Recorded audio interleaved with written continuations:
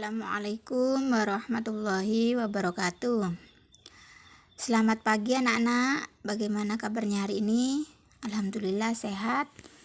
Di sini Ibu akan menerangkan tentang akhlak terpuji dan tercela.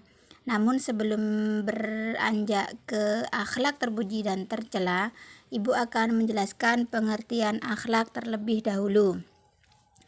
Akhlak berasal dari bahasa Arab akhlakun yang merupakan bentuk jamak dari khulukun atau akhlak, juga berarti budi pekerti, tingkah laku, watak, dan perangai. Sedangkan menurut istilah akhlak didefinisikan oleh beberapa ahli sebagai berikut. Menurut Al-Ghazali, segala sifat yang tertanam dalam hati yang menimbulkan kegiatan-kegiatan dengan ringan dan mudah, tanpa memerlukan pemikiran dan pertimbangan. Yang kedua, menurut Abdul Karim Zaidan, adalah nilai dan sifat yang tertanam dalam jiwa sehingga seseorang dapat menilai perbuatan baik atau buruk, kemudian memilih melakukan atau meninggalkan perbuatan tersebut. Yang ketiga, menurut Ahmad Amin, ialah membiasakan kehendak. Ini berarti bahwa kehendak itu apabila dibiasakan terhadapnya, maka kebiasaan itu akan dapat membentuk akhlak. Kemudian, ukuran akhlak itu baik atau buruk tergantung pada motif yang mendasari perbuatan dan tindakan, dan adanya petunjuk yang mengatakan itu baik berdasarkan firman Allah dan sabda Rasulullah SAW. Seseorang dapat dikatakan berakhlak ketika dia menerapkan nilai-nilai Islam dalam aktivitas hidupnya. Jika aktivitas itu terus dilakukan berulang-ulang dengan kesadaran hati, maka akan menghasilkan kebiasaan hidup yang baik. Akhlak merupakan perpaduan antara hati, pikiran, perasaan, kebiasaan yang membentuk satu kesatuan tindakan dalam kehidupan. Kemudian pengertian akhlak di sini. Untuk yang pertama, akhlak terpuji. Akhlak terpuji disebut juga akhlakul karimah atau akhlakul mahmudah.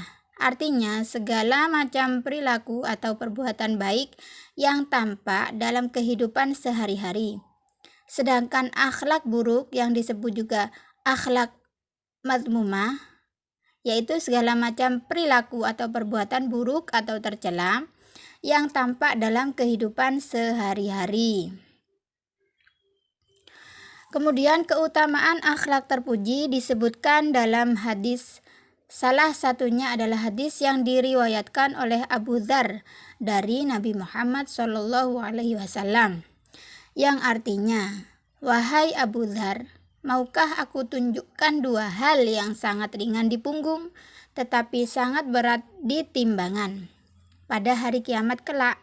Abu Dzar menjawab, "Hendaklah kamu melakukan akhlak terpuji dan banyak diam. Demi Allah, yang tanganku berada di genggamannya, tidak ada makhluk lain yang dapat bersolek dengan dua hal tersebut." Hadis riwayat Al-Baihaqi. Baik anak-anak, sekarang Ibu akan menjelaskan tentang akhlak buruk atau akhlakul mazmumah. Akhlak ini adalah akhlak yang tercela. Dan akhlak baik pun bisa menjadi akhlak tercela jika dalam melakukan perbuatan baik itu niat dan cara melakukannya dengan cara tidak baik. Segala bentuk akhlak yang bertentangan dengan akhlak terpuji disebut dengan akhlak tercela. Akhlak tercela merupakan tingkah laku yang tercela yang dapat merusak keimanan seseorang dan dapat menjatuhkan martabatnya sebagai manusia. Jadi, ketika kita membuat perbuatan yang tidak baik itu disebut akhlak tercela. Jika seandainya kita melakukan akhlak tingkah laku yang baik itu disebut dengan akhlak terpuji. Nah, sebagai manusia yang beriman, kita harus menjauhi akhlak tercela. Sebagaimana Rasulullah Shallallahu Alaihi Wasallam bersabda, seandainya akhlak buruk itu seseorang yang berjalan di tengah-tengah manusia, ia pasti seseorang yang buruk. Sesungguhnya Allah tidak menjadikan perangiku jahat. Baik, selanjutnya macam-macam akhlak terpuji. Yang pertama, husnuzon. Apa itu husnuzon? Husnuzon berbaik sangka. Husnuzon adalah cara pandang seseorang yang membuatnya melihat segala sesuatu secara positif. Seseorang yang memiliki sikap husnuzon ini akan mempertimbangkan segala sesuatu dengan pikiran jernih. Pikiran dan hatinya bersih dari prasangka yang belum tentu kebenarannya. Selanjutnya yang kedua, tobat. Apa itu tobat? Tobat itu adalah kembali. Taubat diambil dari bahasa Arab, yaitu taubatun. Kata tersebut berasal dari kata taba yatubu taubatun. Orang yang taubat karena takut azab Allah disebut taibun. Orang yang bertaubat kepada Allah adalah orang yang kembali dari sesuatu menuju sesuatu, yaitu kembali dari sifat-sifat tercela menuju sifat yang terpuji. Kembali dari larangan Allah menuju perintahnya. Kembali dari maksiat menuju taat. Kembali dari segala yang dibenci Allah menuju yang diridhoinya. Kembali dari saling bertentangan menuju saling menjaga persatuan. Kembali kepada Allah setelah meninggalkannya, kembali taat setelah melanggar larangannya. Nah, itu yang dinamakan taubat. Taubat itu artinya ketika orang yang melakukan kejelekan lalu kembali melakukan kebaikan. Dari melakukan akhlak tercela, selanjutnya kembali melakukan akhlak terpuji. Seperti itu. Materi selanjutnya adalah tentang macam-macam akhlak tercela. Macamnya terdapat 3 yang kami sebutkan. Yang pertama, A adalah riya. Riya berasal dari bahasa Arab riya'un atau riya, yang artinya memperlihatkan. Menurut istilah, yakni perbuatan yang dilakukan bukan karena mengharap ridha Allah, tetapi karena mencari perhatian, pujian, sanjungan, dan popularitas semata. Yang B adalah aniaya atau dolim.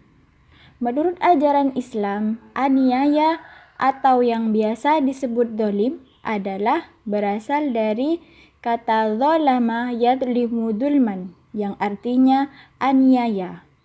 Pelakunya disebut dolim dan perbuatannya disebut dulmun. Ahli Mau'idhah mendefinisikan dolim, yaitu meletakkan sesuatu tidak pada tempatnya. Dolim adalah perbuatan yang menyesatkan dan menyengsarakan, serta merupakan dosa yang harus ditinggalkan, karena dapat merusak kehidupan pribadi, keluarga, dan juga masyarakat.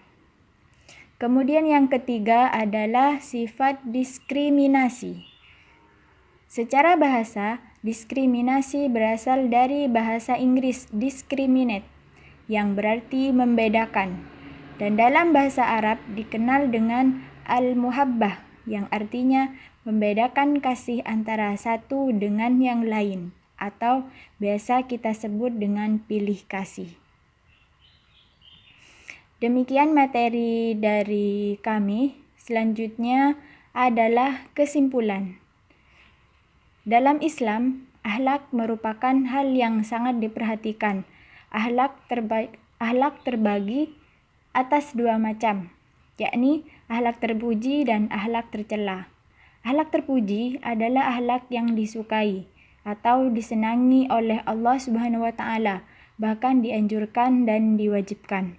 Sedangkan akhlak tercela adalah akhlak yang dilarang oleh Allah Subhanahu wa taala. Akhlak terpuji dan akhlak tercela begitu banyak, tetapi pada intinya niatkan hati kita hanya untuk beribadah kepada Allah Subhanahu wa taala.